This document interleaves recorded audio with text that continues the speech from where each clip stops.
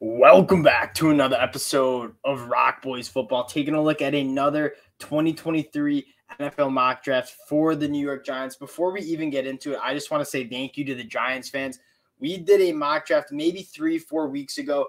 A ton of responses from you guys in the comment section. The support you guys have shown, whether you liked the draft, whether you didn't like the draft, I just love talking ball with you guys in the comment section. You guys are passionate about how you want this New York Giants team to look in 2023, and I love that. So, again, if you do enjoy the content, consider subscribing to the channel. I love making these videos because I kind of specialize more in the evaluation of these college prospects as they head into the NFL draft, and then talking with the NFL fans about the position of needs, position fits, and what they want this team to look like in 2023. That's a blast for me. So, again, if you do enjoy it, consider subscribing. We'll be doing some more New York Giants mock drafts as well, so we appreciate all the support you guys have shown.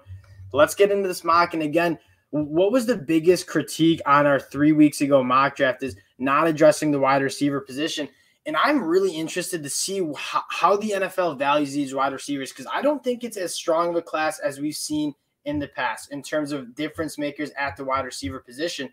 That being said, I don't think it matters because a lot of these NFL teams and the Giants fans know all too well about paying a big bag to a guy like Kenny Golladay to come in and deal with injuries. And a lot of these NFL teams are looking for their difference makers at wide receivers through the NFL draft because these wide receivers are asking for so much money. You look at how much money Christian Kirk asked for going to Jacksonville. Like, the wide receiver market's insane. So you're going to see a lot of teams go up and try to find those wide receivers. The Baltimore Ravens taking one on Zay Flowers. Jackson spin the jig ball on the board. You look at the wide receivers that are available, not a guy that I would really feel comfortable taking with the top 25 overall pick. Tank Dell and Josh Downs, two guys I love, but two kind of similar to Wayndell Robinson, who I loved in the 2022 class. I think that was a dynamite pick. Unfortunately, he got hurt, but he's going to be phenomenal for the Giants. Two guys that I'd be taking a look at kind of later. Kayshon Boutte, obviously some off-the-field issues, but super talented guy that was considered a top 20, top 10 pick coming into 2022. Jalen Hyatt, we've talked a lot about Jalen Hyatt on the channel. Again, sub 4.3 speed, supposedly we'll see at the combine, but you know he's fast. You watch the film, this dude can absolutely fly, stretch the field vertically. The one question mark I have is how can he deal with that NFL physicality? In that Tennessee offense, he ran a lot of splits. That means or a lot of bunches and a lot of wide splits in the sense that Tennessee bunched up their wide receivers, and Jalen Hyatt got a lot of free releases that allowed him to use his speed. He was kind of schemed open that way. Can he deal with the physicality? Can he deal with defenders putting hands on him at the next level? Is kind of a question mark I have. And so I'm not necessarily comfortable taking him in the top 25. That being said, if we get to pick 57 and he's still on the board, then we're for sure talking about a guy like Jalen Hyatt. Looking at pick 25, there's a lot of guys that you're kind of interested in. Nolan Smith, I think, is a phenomenal prospect. And again, this is a position that's been addressed. Ojulari, Kayvon Thibodeau, two guys who, especially Kayvon Thibodeau, has been playing a high level of football. I think I'm going to go to the cornerback spot, and I like Deonte Banks. He is a super fluid guy. He goes 6'2". He's struggled with injuries in the past, but when he's playing healthy, he's a phenomenal football player. And again, taking a look at what he's done, only played 2 games in 2021, 5 games in 2020. He's dealt with injuries, but in terms of the traits, he has phenomenal length at 6'2". He's a very fluid athlete, which is like the biggest thing. When you have that length, can you also be fluid? I think Deonte Banks can do that. And at pick 25, I think it's worth taking a shot at this cornerback class that is absolutely loaded with talent. The New York Giants have a concern with cornerback, and you don't want to be leaving this draft without maybe a cornerback, maybe even 2 cornerbacks. Deonte Banks on the board at pick 25, I think is a surefire pick for the Giants. And again, guys like Joey Porter Jr., guys like Christian Gonzalez, if they slip to 25, I think the Giants should be certainly looking to address that need there. Pick 57, I love John Michael Schmitz, and if he's there at 57, I think that's an absolute lock. John Michael Schmitz, when you look at his film, you think he's closer to like a Cam Jurgens guy from Nebraska last year who was, 6'3", 6'2", 300 pounds flat. He's 6'4", 320 pounds. He had a phenomenal Senior Bowl. You see PFF graded him out extremely well. He's phenomenal in a zone blocking screen. Very athletic, very explosive off the ball, and works up to linebackers extremely well. Really reminds me of Creed Humphrey in the sense that teams will be passing on him because he's not necessarily a high position value at that center position, but he's going to be a damn good center for you. And he's going to, when you have a good center, it allows you to do a lot of different things. You look at Creed Humphrey, you look at Jason Kelce for the Philadelphia Eagles, hitting on a really good center who can be there for 10 to 12 years, like I think John Michael Schmitz can be for the Giants. I think that'd be a phenomenal pick. And again, it's a position of need with a phenomenal prospect who John Michael Schmitz, we might be talking about being a first-round guy. That's how good I think he is.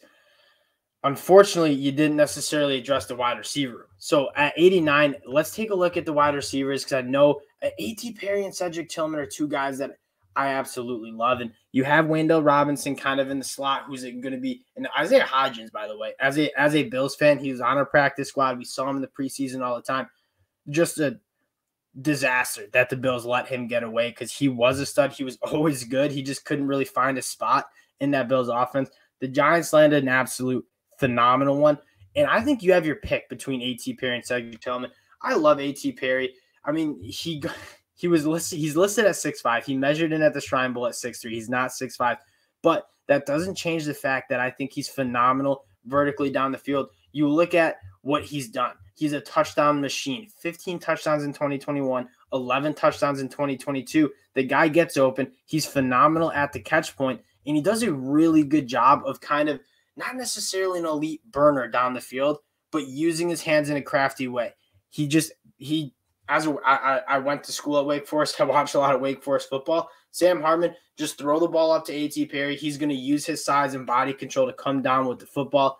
I really like him. And Cedric Tillman is a guy that you could say a lot of the same things for. Again, he's 6'3", 215, a little bit more built of a guy and can get down the field. And he was banged up in 2022, was not necessarily playing his best ball. But you talk about Jalen Hyatt and Jalen Hyatt getting all the hype. Cedric Tillman was arguably the better wide receiver on that team if he had stayed healthy. Over 1,000 yards, 12 touchdowns in 2021. You could have your pick of the litter here. I'm going to lean A.T. Perry because A.T. Perry's my guy. He scored over 25 touchdowns the last 2 years. Let's go get a guy who's a touchdown machine in A.T. Perry. And again, that's a phenomenal pick, I believe. And man, we can't do that. I think you could address the linebacker room now at pick 100.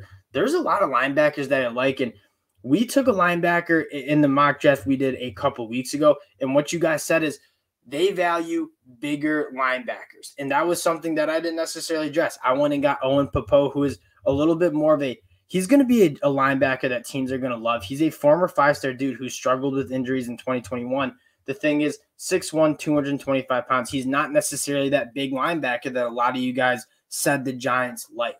But he's a flyer. He's going to run in the 4.3s. Taking a look at some other linebackers on this board, Dorian Williams from Tulane has been a guy that a lot of people are kind of jumping out at. I'm a massive Owen Popo fan. I'm also a massive Ivan Pace Jr. fan. You look at what Ivan Pace has done, not necessarily prototypical build for a linebacker when you look at 6 foot, 235 pounds. And to be honest, I don't think he's even 6 foot. He is a short guy.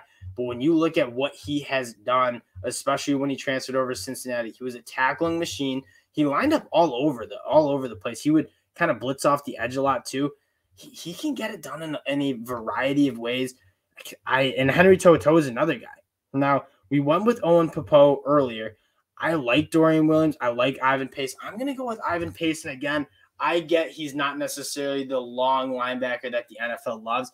This dude plays with his hair on fire. He flies around the football field. And again, one of the best blitzing linebackers in this class as well. I think it's worth taking a stab at him. And at pick 128, Trey Palmer would be a nice addition too. And if you want to get more depth into that wide receiver room, Trey Palmer's a guy that I don't know his stats offhand.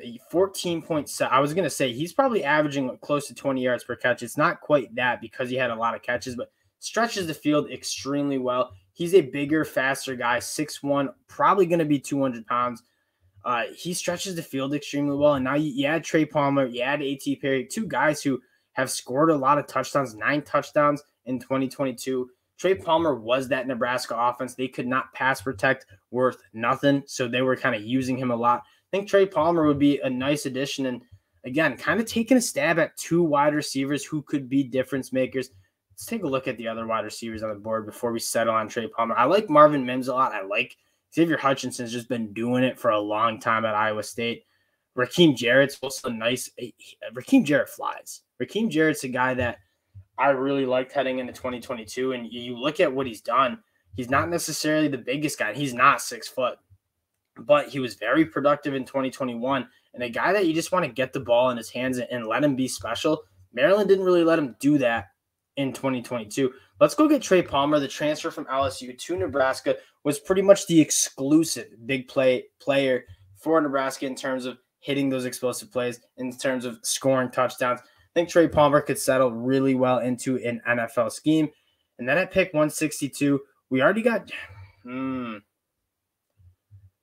I like Trey Dean a lot. Trey Dean, you love what Trey Dean brings to the table in terms of 6'3", 210 pounds. He is a phenomenal hitter as well.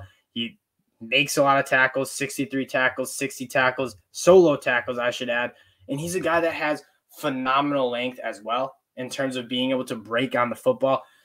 Trey Dean has all – my knock on Trey Dean is he sometimes sees the field a little slow. But in terms of traits, in terms of athletic traits that you want to see in a safety, Trey Dean has it all. He has very long arms. He breaks on the football extremely well, and he comes up and tackles. And that's what you want in a safety. If he has some instincts problems, maybe you can coach that up. But he'll be a guy on special teams that is producing as well. And I think it's worth betting on the traits here. And you look, the Giants have a lot of day 3 picks that you either want to find guys who are going to be able to produce on special teams or guys that you can develop into starters in the future. I think Trey Dean is a guy that you certainly can look to do that with. Now, again, taking a look at, I don't hate adding to another linebacker if there's another linebacker that you like who's fallen.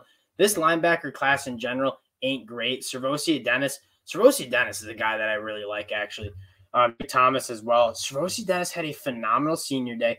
Very, very good in coverage. He flies around the football field, and again, he's really good in space for his size. I mean, you saw 6'1", 230 pounds.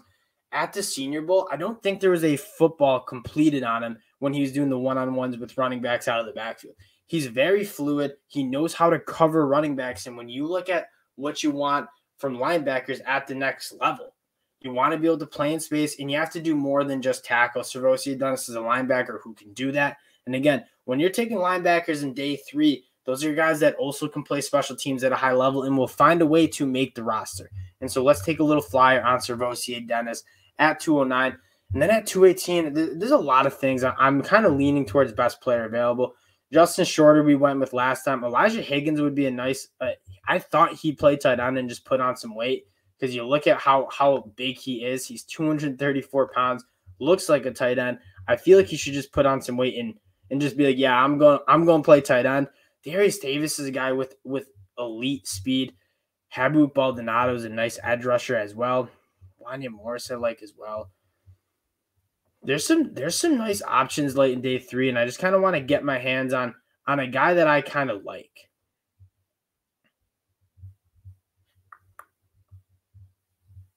We're going to go with Habu Baldonado. We didn't really address – I want to take a look at all the edge rushers. It's not a position that we address because the Giants have done a nice job addressing that through the draft, and I think Kayvon Thibodeau was a phenomenal pick.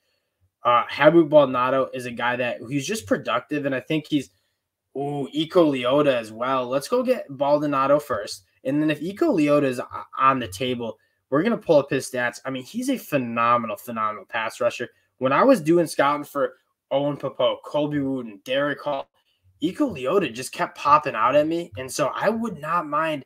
He's kind of a pass rush specialist. And quite frankly, I don't know why he didn't play even more at Auburn, but he's a guy that, 17.8% pass rush win rate. He didn't play that much. Again, only 244 snaps. Played, because when I was watching 2021 film, that's when he really popped out at me. Pass rush stats, 289. He played a lot in 2021 and then dealt with injuries in 2022. But he's a guy that gets after the passer at a very high level. You look at those grades. PFF obviously loved him. He's just a guy that didn't necessarily play that much due to injury, and potentially the reason why he dropped on boards. But he was also a guy that was down at the Senior Bowl, played well. And again, even if you struggle against the run and you have a high ability to rush the passer, I think that's going to get you drafted in the NFL when you have a certain skill set that is really valued. Now, 245, maybe add some depth to the running back room. You kind of lost your I don't think it's necessarily the best time. You look towards like round 5. That's when you can really get some nice running backs. Not really anyone on the board that I love. Tavion Thomas was a guy that I really liked coming into the season. Did not play very well, struggled with injury, but he was an absolute bowling ball in 2021. And you look at probably getting Saquon Barkley back, I would guess. I mean, adding some depth in a young rookie running back, you don't have to go out and sign a free agency in Tavion Thomas. Again, let's look at the height and weight because he's a big running back that's hard to bring down. 238 pounds, just runs right through people. When you're giving Saquon Barkley a blow, like go put Tavion Thomas in. Teams are not going to like tackling him. And then we got one more pick at 254. This is really this is testing the AJ Finley. He's at Dante Stills. That's a lie. Dante Stills is a guy who just gets behind the line of scrimmage. He's a more of a pass rush specialist who's 6'4", 285 pounds, so a little bit of that tweener weight, but getting behind the line of scrimmage, being able to impact the passer, that has value. Taking a look at the final draft, they actually don't hate it. I mean, normally I'm getting a lot of B- and C grades, a solid B grade. I mean, my favorite pick probably is John Michael Schmitz at that center position, a solid A. Again, I know the Giants fans will be upset that we did not be able to address a wide receiver with one of those first 2 picks, but John Michael Schmitz is too good of a prospect to pass up at 57. He's a top 40 guy, might even be a top 32 guy on my board when it's all said and done. It's a position of need. Go get a really good football player and then go take 2 flyers on a guy like A.T. Perry and Trey Palmer later on in the draft. Again, I think we got the position of needs. I think we got some good value at. I still need to get more into Deonte Banks' film. I've heard really, really good things of him, but this cornerback class is loaded. So if you wanted to address it more at pick 89 or 100, I think that is doable as well. And again, just want to say thank you to you guys. The support you guys have shown truly means a lot. So if you do enjoy the content, consider subscribing to the channel, and we'll talk to y'all later. Peace.